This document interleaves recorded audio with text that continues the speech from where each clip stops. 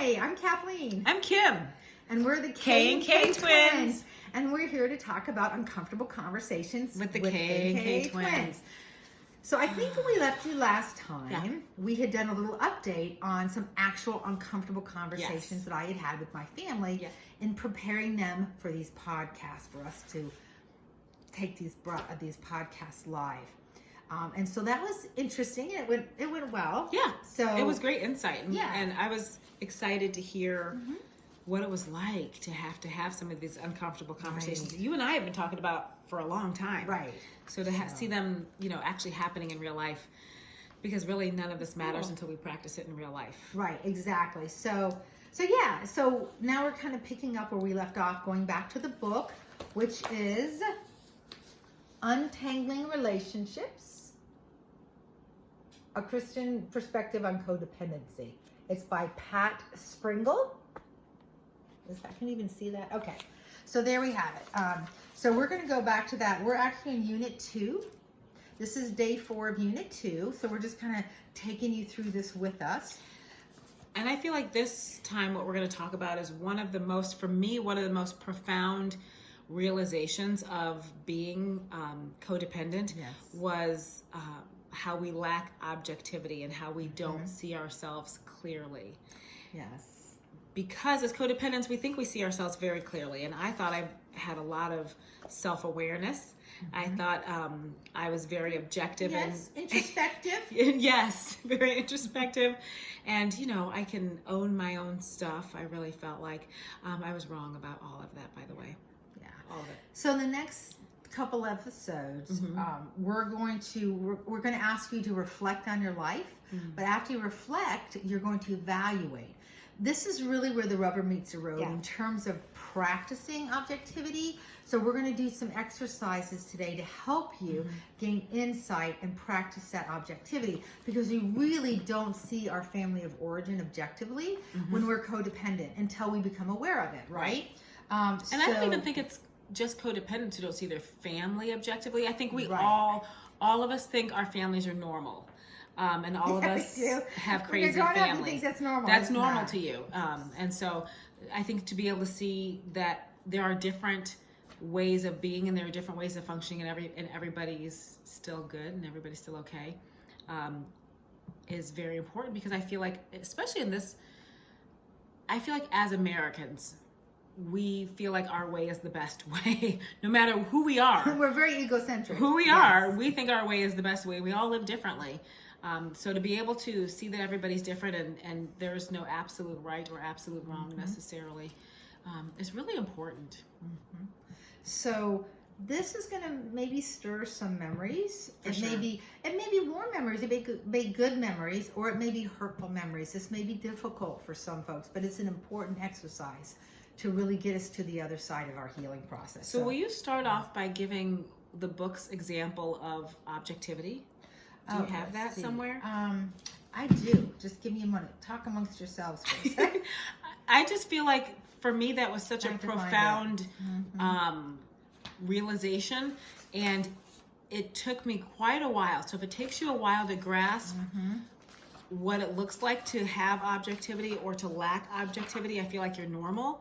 But there's a lot of repetition in this book. And I feel like this repetition is absolutely necessary, because especially when it comes to objectivity, it's really hard. It was hard for me to wrap my brain around it, because I couldn't see myself clearly, which is literally what it means to lack objectivity. Did I talk it kind of enough? has, but it has, what it does really is it offers examples, more of a definition of not seeing reality. So the reason that codependents lack objectivity are denial of reality and the fear of reality. So we're really not seeing things as they really are. So objectivity is just really seeing things as they really are, right? Seeing things truly, and we just don't. We don't see ourselves. We don't see how we treat people.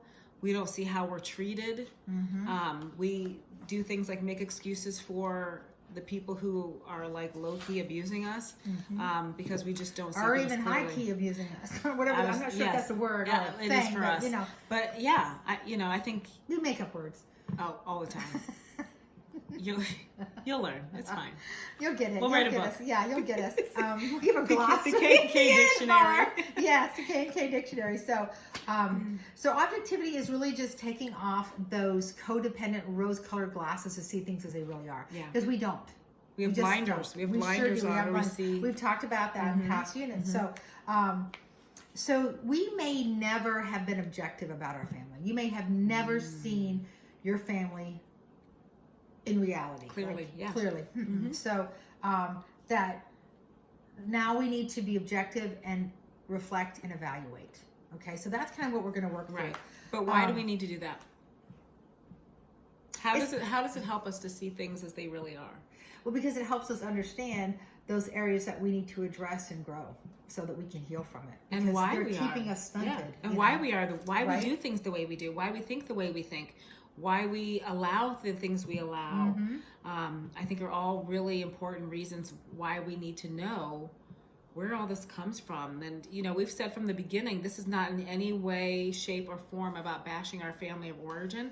No. But our family of origin has made us who we are. Has contributed to our codependency. Yeah, and until we can really look at that honestly and evaluate that, we can't step back from it. For sure. And heal from Good, it. bad, and indifferent, our family Right. of origin has contributed. So I think it's really important to understand where these things come from, because that's the only way to either keep things the way, if there are things you like that you want to keep and pass on to your children and grandchildren and whomever, you have to be aware. There has to be some awareness, as well as the awareness of the things that we want to stop and the habits that are not serving us that we need to let go of.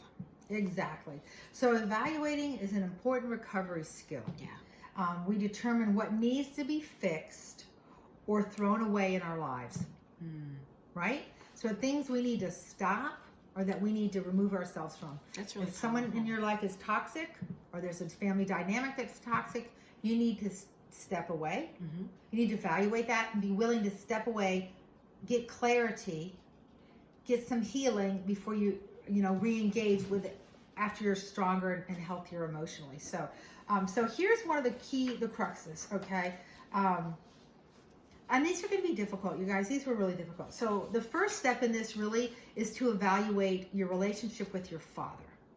And this is very important because your relationship with your father really forms such a key foundation in all of our personalities, whether you're male or female, but especially for women, because we struggle with worthiness anyway as a woman. So this is so critical that we really evaluate, because we develop our sense of self and self-worth from our parents, right? Our identity is from our parents. So one of the things this exercise is going to ask you to do is to evaluate your relationship with your father. Now, we, in the book, if anyone has the book and you're following along, it's page 45. There's a chart, and it says, and I want you to think about this, when I was a child, my father was. And it gives this list of characteristics. So I want you to think about this, okay? And you can scale it if you want to between always, very often, sometimes, hardly ever, never, or don't know, didn't apply, okay? So let me just read these really quickly to you. And I would even, I think it would be easier if that was too, like, for me, that's too much to kind of scale it that way. But even if you kind of listened to the characteristics and picked three that were like the top, like, oh yeah, my dad, that describes my dad. And I remember hearing once years ago that for girls, they see themselves the way they think their father sees them, not necessarily the way he actually sees them, but the way they think they perceive that he sees so that's how deeply rooted our relationship with our dad, and also if we didn't have a relationship with our dad, so maybe we may not have had a relationship with your father. That is its own that's its own I don't know what word to use, injurious I was dynamic, burden, because, but dynamic. Yeah. Dynamic is a good word. Because that's its own dynamic. You don't have that relationship that also impacts who you are, how you see yourself. It depends on what your relationship with your mother is, then how much that offsets the lack of relationship with your father, or if it's a poor relationship with your father. Right. Maybe he's in and out of your life. You know, maybe he just disappoints you every time he does come back. I don't know. So there's things to think about. So here are some characteristics to think about. This is for your father now. Okay. And close your eyes and just kind of think really back think to about when it. you were a child, when you were a little kid. Yeah. So gentle, stern, loving, disapproving, distant, close or intimate, kind, angry, caring, demanding, harsh, trustworthy, joyful, forgiving, good, cherished me, impatient, unreasonable, strong, protective, passive, encouraging, sensitive, unpredictable. So think about those, okay? Now, sorry, guys. What does this inventory reveal to you about your father's love for you? So we're going to ask you a series of questions. So when you do this inventory, you're picking those top three. So kind of keep those in mind. Maybe you jotted them down. So thinking about those top three, what does your inventory reveal to you about your father's love for you? Okay. Kim and I are going to share ours in just a minute, but I want you to think about this and kind of work through this yourself. And then, what does this inventory reveal to you about your father's opinion of your worth? About your father's relationship to you? So think about that. So the ones that were the highest for me, for my father, the three top, were distance, demanding, harsh. Okay? So distant, demanding, harsh. Okay? So those are the things, for me as a child, that's how I felt about my father. That's how I saw him. Okay? He was a very stern disciplinarian. All right? So what it revealed to me about my father's love for me is that it was conditional, that it was based on performance. His opinion of my worth, limited, not much. I didn't feel like he thought that much of me. And his relationship to me was distant, aloof, harsh, and rejecting. Oh, look at your words. Those are good. So, so that's kind of what during this exercise, and this may be, as I said, I'm sorry, this may be, hey, stop it. Sorry. So think about doing a podcast at home. But this really helped me, like, put into words and really solidify what I was thinking subconsciously. Because if you would have asked me, my younger self, what I thought about our family, I would say that we were normal, we were healthy, we were certainly, somewhat close. But as I began to think about this and really listen to my heart respond to these questions, and when I read this list, my gut reaction and how I tried to just think through, okay, the distant one was so true. Yeah. It was very painful to acknowledge, but it was true. He was very demanding. He set a very high expectation that no human being could possibly attain, let alone a child. The perfection that was demanded in our home was just unattainable. So anywho, that was kind of what I came up with. So did you want to share what you have? Sure.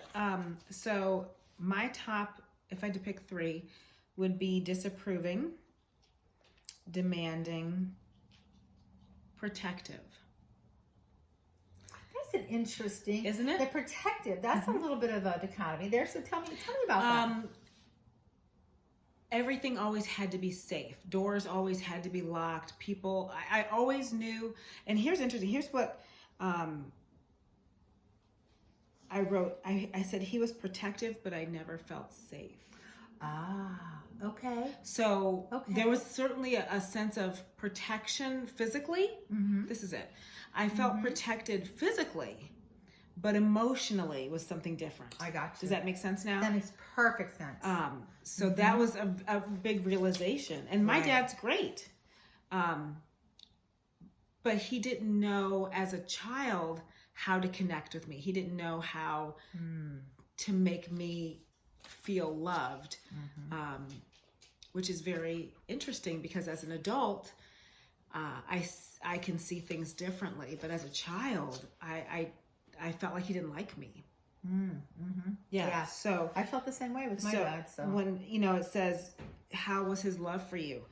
I didn't feel loved. I don't ever remember feeling like my dad loved me. What was my opinion of my worth? And this is what Kathleen was talking about. I feel like as women, especially, we struggle with worthiness or worthlessness.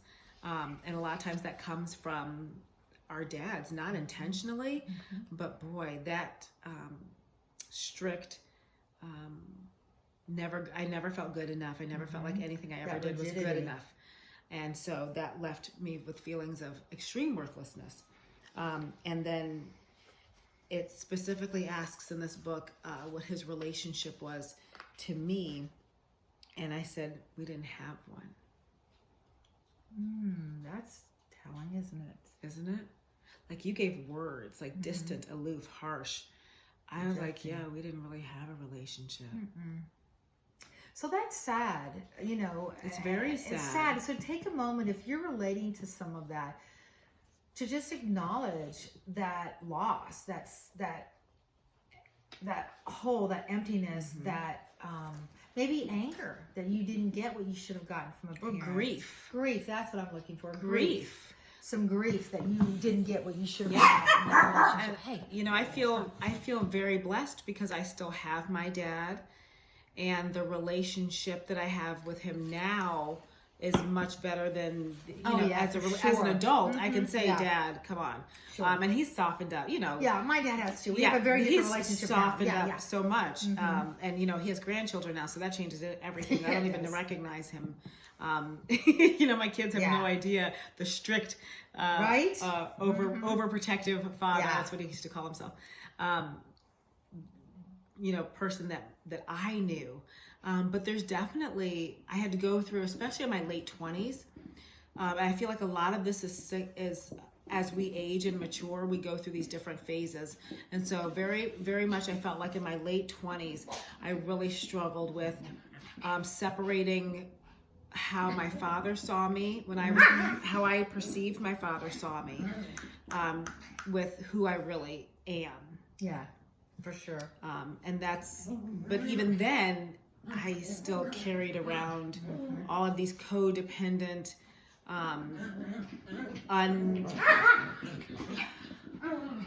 what's the word I'm looking for?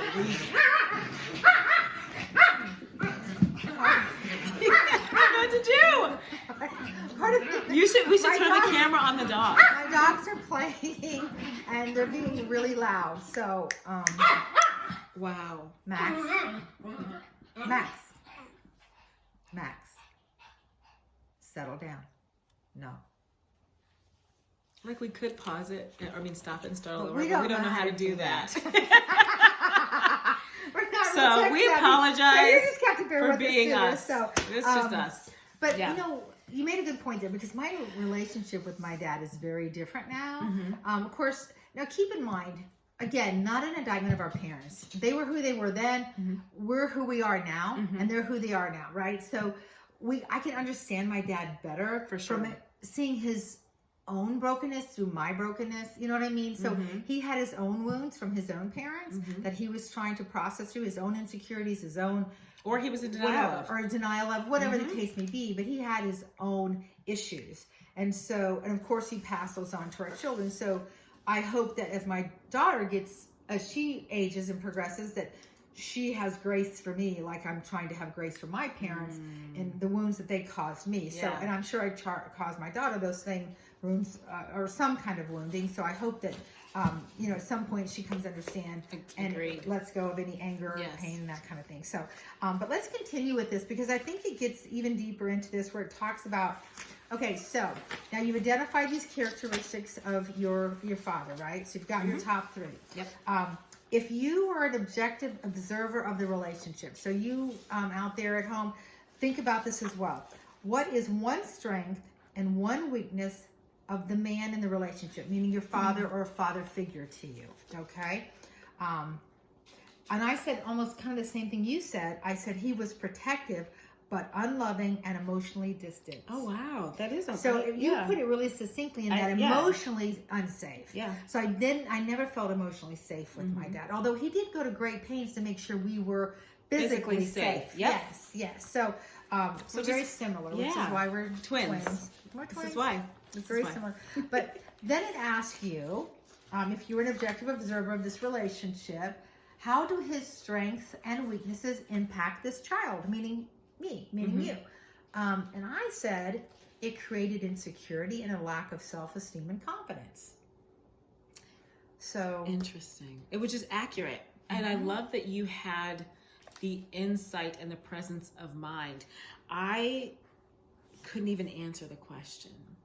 I think when we did, and this has been a couple years ago since we've done this. We did it. Looking back, I think it was too painful for me to even put that into words, which is very sad because I could probably put it into words now if I thought about it. But those hurts are deep. They're deep. They are so profound. So as you look at, if I look at tiny Kathleen, little baby Kathleen, how, if I look back at that, I can almost feel that pain. Yeah. That almost curling into myself from feeling like I was a bother, that I was not worth his time or attention or his love or affection. And just, I can just feel that pulling into myself. So yeah, and I don't know if others could see that. Right. But, that's what I was feeling at the time. I don't think anybody really sees what's happening inside of a child. Yeah. I don't think anybody can see. It's like a mystery. Because they're not articulate. I couldn't have articulated any of that, so. I think if we could see the hurts of a child, we would have done differently by our children. Sure, absolutely. Ooh, that's good. Yeah, we would have. Yeah. So we can't see because we would have stopped. We would have stopped the codependent things we were doing. We would have stopped the harsh. We would have stopped the helicopter parenting. We would have stopped the criticism. We would have stopped that. The criticism. Yes. We would have gone the controlling. We would have been like, whoa. No, we're not doing that. So nobody sees it. Nobody sees it. But this is a good practice. This is practicing objectivity because you're removing yourself from the situation and looking in as an observer. So the next section asks, if you were an adult present in this situation, what is one thing you would say to the father? So I, as an observer, looking at my dad and little Kathleen, what would I say to my dad? What would I say to the father in that situation? What'd you say? I said, don't be so harsh and quick to punish. Express love more and encourage. I said, the way you treat her makes her feel unsafe and unloved. Oh, okay. That makes me want to cry. I know, right? That's harsh. I mean, that's hard. That's a hard reality. Hard. And I don't know that they knew that they were doing that. I don't think they meant to do that. I know for a fact that my dad would have, I think now it would break his heart to know that because number one, he can't change it. Like you can't go back. It's done now. I'm, 40 funky years old. And number two, just, as parents, we love our kids so much, as flawed as we are. Yeah. We love our kids so much. I think he would probably feel guilt and such remorse. Yeah. For unintentionally. Yes. It wasn't intentional. Yes. There are people that know what they're doing and do it anyway. This is, I think, for the most part, I think most parents, most of us just don't know. Yeah, we don't know. We just don't know what we don't know.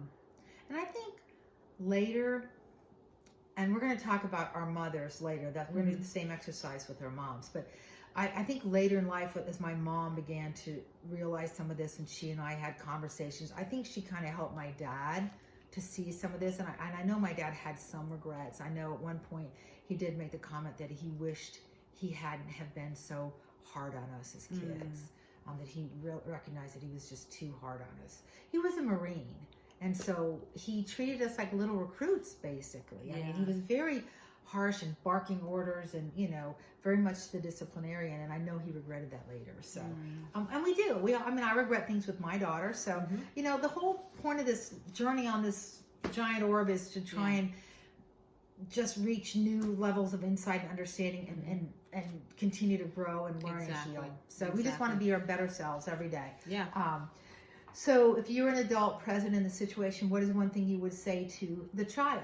And then I'm going to have you share with what you've got, right? Okay. So to the child, I would say to little Kathleen, your father's behavior is not a reflection of any fault in you, but a reflection of his own pain and lack. Interesting. So here's what I would say to little Kim. Kimmy. The way he treats you is not a reflection of your value. Perfect. Isn't that funny? Yeah. It's not me, it's you. Yeah. It is. It's true. And I can say that with my daughter. For sure. The way I parented her is no reflection on her; it's a reflection Absolutely. on me, in my own wound, in my own life. Exactly. So one of the other exercises then that I did that really was very enlightening, life-changing for me was there's this thing called sozo. It's like sozo prayer. And so if you're not a person of faith or of any type of religious affiliation or what have you, that's fine, because this will still work in a generic sense. But if you are a person of faith, this is kind of how we went through this, and we'll tell you how to do both kind of ways of it. So one of the things we need to ask ourselves is, what lies am I believing about God the Father because of my dad and who he was? Okay. Or what things you're thinking about people of authority. Oh, go ahead. Can I just say something before you go any further? I feel like a lot of people have trouble with God because of their fathers, and that's what this is about. And so if that's you, you're not you're alone. in the right place, and you're not alone. Because that's kind of what we do. That's all we know. Yeah. So when people talk about God the Father, of course we're going to automatically think about the only Father that we've ever known. So if he was abusive, if he was non-existent in our lives, if he was harsh and demanding, that's how we're going to see God in heaven, or wherever you think he is. So that's just, if you kind of have trouble with that, just kind of give yourself some grace there too. So just think about lies that maybe you were believing, about yourself because of your dad, an abusive dad. But this is, for me, the lies I'm believing about God the Father because of who my dad was. I always felt like God was harsh and condemning, that he was seeking a reason to punish me, to crush me, to destroy me, even for the slightest error. That he was emotionally distant and wanted to keep me at arm's length. That I was not worthy of his time, patience, or attention, and that I am incompetent and can't make good decisions. I can't trust my own judgment. That's how I felt God felt about me, because I felt like that's how my dad felt about me. So that's a lie that I was believing. Okay, so kind of think about those lies. And I wasn't aware of that until, it was a number of years ago before I started realizing, why do I always feel like God is there just waiting for me to mess up, to make a mistake so he can just crush me? I just felt like that all my life. And so finally, going through this exercise, I asked myself, okay, what is the truth? So those are the lies I'm believing, but what is the truth? What is the truth about God and me? What is the truth about how God sees me? What gifts does God see in me that he's blessed me with? And so I came up with some other things to kind of counteract those lies based on the truth of God's word and my own experience with him. Even though I experienced these things with God, I still continued to hold on to these false beliefs. It took a while to really shake loose of those, but I came to understand that the truth is that God is loving, kind, and gentle, that he wants to bless me, and seeks only my good, what is best for me. Now, Kim and I talked about this a little earlier, that he loves me perfectly, all right? And we tend to think about love in terms of, like, my dad loved me, but... Right. He would love me more if. So it was all based on performance. So I had my understanding of God was that as long as I performed a certain way, did a certain thing, acted a certain way, said certain things. As long as I was perfect. Right. He would love me. Which I was never. No. And so we never felt good enough. Same thing with our dad. You know, my dad, as long as I did everything perfect and performed, I was good. You know, I had to get straight A's, be on the honor list, you know, the whole thing. So God loves me perfectly, and there's such rest in that. Yeah, I don't even think we know what that really means. Because it was so exhausting. I don't think we can grasp what it means to be loved perfectly. And that who we are is enough. Like just existing is enough for God to love us. Right. There's a song out now, a Christian song that says something like, I was never holding you up, so I can't let you down. And something saying, I can't remember, there's another line that says something about we can't disappoint you because you weren't, you know, he doesn't. Interesting. It was very interesting about how we feel like we let God down and we disappoint him or whatever. And it's something about, oh shoot, I'm terrible with lyrics, but I could know it if I heard it, but something about you will never love me more, you could never love me more than you do right now. Like he loves you perfectly every time, all the time. He never loves you more or less. It's a perfect love. So if you're watching this and you know what song she's talking about, put it in the comments because I can't think of it. Oh my God. Because somebody else wants to know too. Somebody wants to know. I think it's okay, whatever. So the rest of it was that you seek relationship and intimacy with me. You want to draw me close, not that distant, rejecting, pushing me away kind of a thing. You're infinitely patient. My dad was infinitely impatient. You love me unconditionally, and you don't stop loving me when I make a mistake. And that's a big one for codependence is all we want is to be loved. That's all we want. So that love is right there, but we don't always know how to receive it, accept it, recognize it. We don't always recognize it. Right. So take some time with this. Ask, what lies am I believing about God the Father because of how I, related to my dad? Or you can maybe think, what lies are you believing about a person of authority or about yourself? Yeah, what lies am I believing about myself? Yes, there you go. Am I believing that I'm unworthy? Am I believing that I'm not good enough? Am I believing based on how you're interacting with your dad? Yep. You're right. Thank you. And then what is truth? Yeah. What is really the truth, right? And now the last thing is how do you see me? How does God really see me? Okay? And I put, he sees me as precious. As delightful. He delights in me. The word says, I'm the apple of his eye. That he delights in me. As strong, as his child, as smart and funny. I'm funny. I crack myself up. We crack ourselves up. We really think all we the time. are We think hilarious. we're funny. So we laugh all the time. The more time you spend with us, the more you will appreciate our special brand of humor. Yes, it's special. It is special. And so God has given all of us certain gifts, and it's good that we identify those and appreciate those about ourselves, right? Yes. So there's and use them, see them. Those gifts are not here for us. Yes. We are supposed to share them. We are not. Well, you've talked about this. We are not put here to be independent. I think that's one of the lies that we're taught. In this country, especially. Lord. We are created to be interdependent. Yes. We are supposed to work together. Our gifts and our talents and our skills were made for all of us. Yes, it was. So one of the things God gave me was a gift of discernment. Yeah. Which is interesting because I have learned to trust my gut in certain things because I believe it's the Holy Spirit giving me insight, giving me direction. The Lord gives me discernment in a lot of different areas. And so when I don't trust my gut, we've talked about this before, it blows up all the time. But when I practice that spirit of discernment, God is faithful in that and leading me in truth. Yeah. And so I need to practice that more because I don't trust myself. You've really gotten so much better. I have. You really I really have. So it's proved true every single time. Yeah.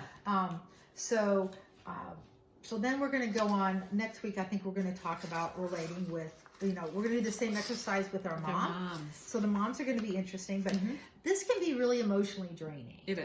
So some of this may be hard to think about. So I don't want you to rush through it. We really had this camp on here. So don't feel like you have to just work at a certain pace.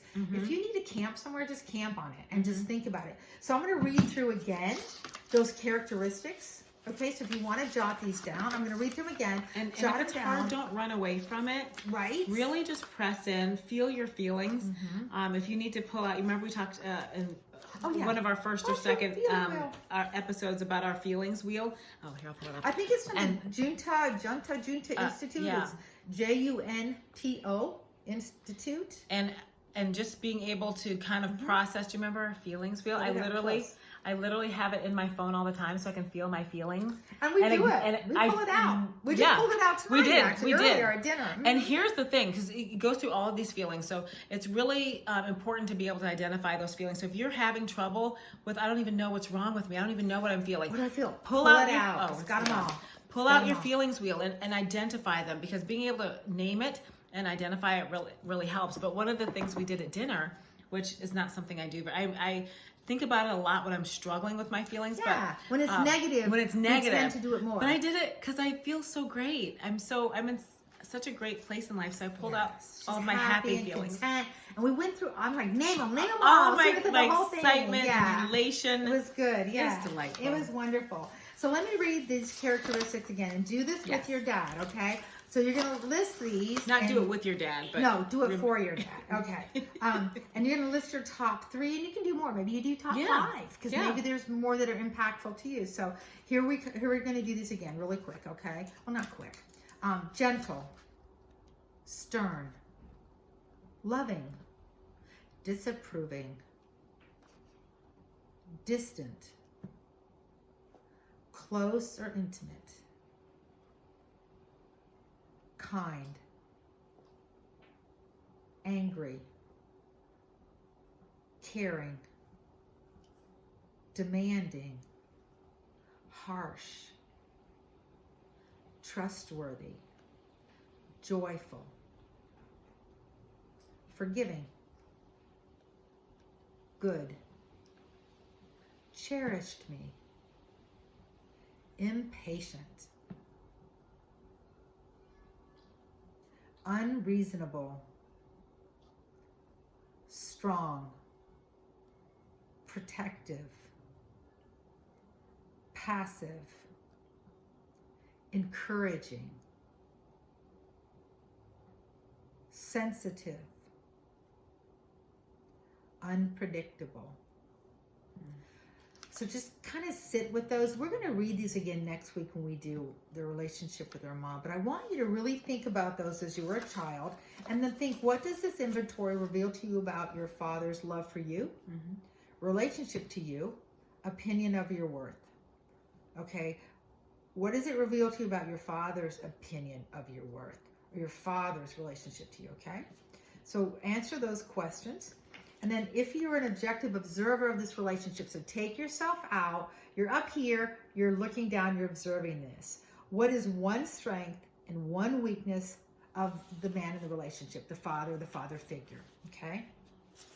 And then once you answer that, the strength and the weakness, how do this man's strengths and weaknesses impact the child? So how are you impacted by your dad? Little you. Or teenage you. Yeah, teenage you, that's for sure. You know? Okay, so do that exercise. And then if you were an adult present in the situation, what is one thing you would say to the father? What is one thing you would say to the child? Little you. Okay, so I want you to think about those. And then I want you to ask yourself, what are the lies I'm believing about God based on my relationship with my dad? Or if you're not faith-based, that's fine too. You can just say, what lies am I believing about myself based on my relationship with my father? Okay? And then, what is the truth? Looking objectively, you're outside looking in. What's the reality? What's the truth there? You're going to practice objectivity here. You need to pull yourself detached. You've got to detach from the situation, identify what's happening, and then act on that. So what is the truth about God and me? Or just about me? About how God sees you or how you see yourself? And what gifts does God see in you? Or what gifts do you see in yourself? Okay? And then ask yourself those questions, okay? So, what are you going to point to? I don't know. I thought you were looking at something else, but you were right. Okay, I know you're done. Okay, thank you. You're welcome. For nothing. So, but keep in mind again, this is really, don't skip past this. This is for you. This is the beginning of the process of healing. If you want to come out of codependency, you have to go through these exercises of reflection, of identifying, of detaching. The 3 things that are going to heal you from codependency is detaching, identifying, and what was the first one? The first detach. No, I don't think that's the first one. You have to see it before you can detach from it. You just said them. Did I say them backwards? Identify, detach. No, you have to identify. detach first. Identify. No, I think you have to detach it. Sorry. No, you have to identify first before you can detach. Don't you? I don't think so, but we'll see. See, this is us. This is us. We said from the beginning, we are not professionals. We're just regular people walking the walk. So we're going to figure this out. But anywho. You need to be able to identify it, and that's part of what we're doing in this process now, is being able to see it, identify it, understand it. She's right. Identify it. She's always right. I hate that. Oh my gosh. She is. She's always right. Okay. I would like to say that I got that recorded. It is. It's true. So identify the issue, the feeling. We're going to talk about all that. Yep. Detaching. Yes. And then deciding. Decide what you're going to do based on facts and reality. Yes. Objectivity, not based on codependence, dysfunction, and unreality. Yes. Okay. Yes. So it's identify, detach, and decide. See? She just likes to be right. I love being right, but it's true. Not Who always. Doesn't? Who doesn't? Not always. So keep in mind. Again, this is for you. Yeah. Okay, this is for us. We went through this. We're going through still this again going, with you. We're still walking through this. We can tell you that it is possible to heal and grow. It's possible to change. I want you to know that there's hope. Hope. When we started this, we felt like, oh my gosh, we're terrified. so dysfunctional. We're such a wreck. A mess. How could this ever change? Like, how can we ever grow and be better? I just didn't know what to do different. Yeah. We don't know how to be different until someone gives us a step-by-step, grab us by the hand and walk us through it. That's what we're trying to provide for you. Yes. This book did it for us. Yes. Okay. So the Untangling Relationships by Pat Springle. Yes. Okay. So do the work. You have to do the work, you guys. It's not easy. It's not. It's going to be painful. And that's can't do okay. it without the pain. But we're in it together. So like and subscribe down below because we're a community. We're doing it together. Post your questions, and concerns and celebrations. We also want to celebrate with you. And even if it's like, oh my gosh, I see things clearly for the first time. That is a victory, and we celebrate with you. We do. So even if it's something small, like let's say you recognize that your husband was manipulating, coercing you, whatever, and you maybe stood your ground, or you didn't enable your child to be codependent. We are enablers. We're rescuers and fixers. We tend to be those people that give and give and give and give, and we tend to create children that take and take and take. You know what I mean? Or relationships with our spouses. So there is hope, there is growth, and we are living proof of that. And we are so excited about that's why we're doing this podcast. We feel like we learned so much and we changed, and we want other people to have that same hope. Absolutely. So that's why we're doing this. So please do like and subscribe. And that's thank really you for important joining us. us. Thank you for going along on this ride with us. Yes. We know it's crazy. We know we're not professionals. We know We're we have not dogs perfect. barking and we know. We know. But you're just we're real. We're here. But we're real. We're always going to be real. We're always going to be transparent and vulnerable. We're just going to be who we are. Flawed as we are. Good, bad, we're and ugly. learning. Now, next year in 2022, we're going to be doing a Zoom class on this book. So we're going to be walking through this book in a Zoom format where we're going to come together with folks who have the book, and we're going to do the workbook together. We're going to walk through it together, okay? So we're still working out the logistics. I know originally we said we had started in January. There have been some shifts and changes. Setbacks and schedules and whatnot. So, but we'll keep you posted. And if you're watching this and this has already started, that's okay. Join us. Come join us for our Zoom class. So anywho, we appreciate you guys so much. Thank you. And we will talk with you next time. Join us for the next K&K Twin Uncomfortable Conversations.